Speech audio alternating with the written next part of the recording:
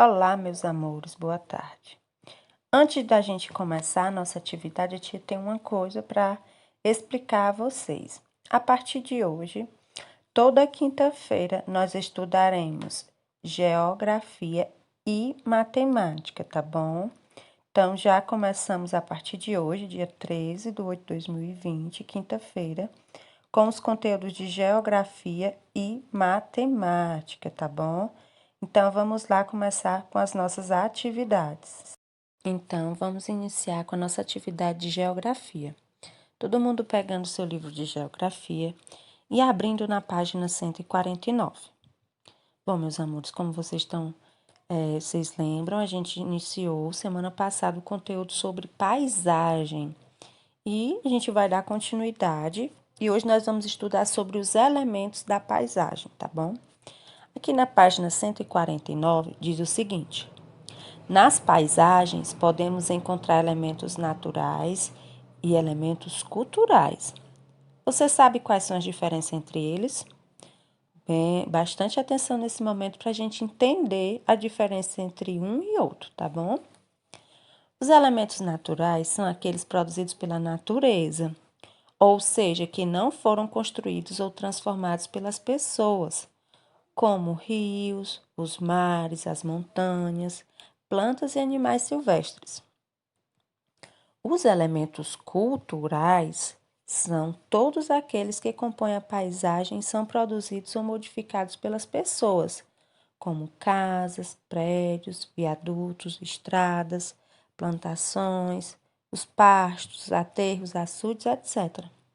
Observe a paisagem com predominância de elementos naturais. Essa primeira paisagem, como falou, ela tem a predominância, ou seja, grande parte, a maioria dela, no caso aqui totalmente, é de elementos naturais que foram produzidos pela própria natureza. Essa paisagem é a Chapada dos Veadeiros, em Goiás.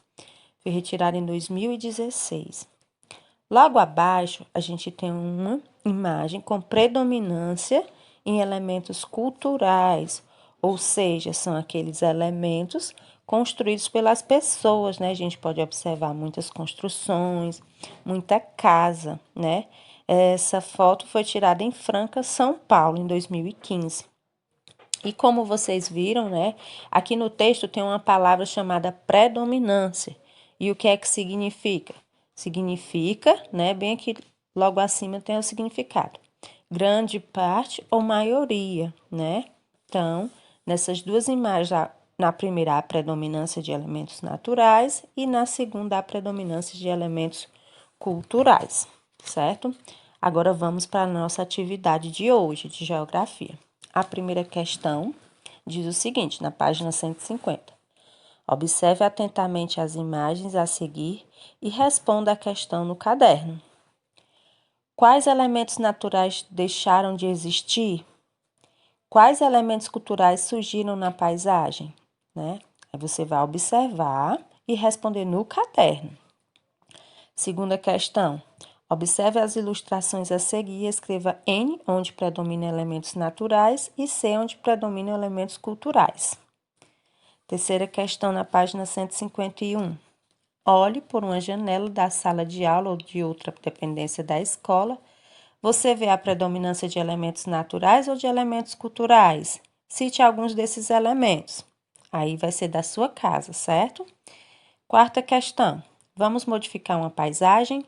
Insira elementos culturais na ilustração a seguir e depois pinte-a. Atenção! Tome cuidado ao remover os elementos naturais, eles são importantes. Estabelecer um bom convívio entre elementos naturais e culturais é um grande desafio, mas o equilíbrio é sempre uma boa opção. Então vamos lá caprichar na atividade, meus amores. Um beijo e até mais! Finalizada a atividade de geografia, agora vamos para a atividade de matemática. Vocês peguem o livro de vocês e abram aqui na página 115.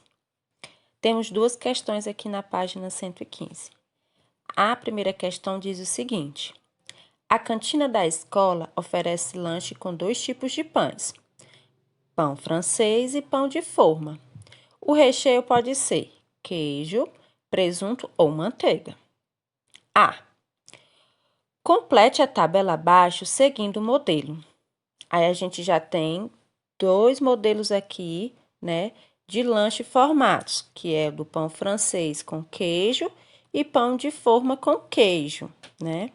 Vocês irão completar aqui os quadrinhos, dando mais 2 opções de lanche, com o presunto e com a manteiga, com os 2 diferentes tipos de pão, né? Que a gente tem o pão francês e o pão de queijo, e o pão de forma. Desculpa. Letra B. Quantos tipos de lanches diferentes os alunos poderão escolher? Aí você vai contar quantos lanches você formou, tá certo? Você conta lá em cima do quadrinho quantos lanchezinhos deu para formar. Lembrando, né, que cada quadrinho desse que você escrever um tipo do pão com ou queijo, ou presunto, ou manteiga é um tipo de lanche, tá certo?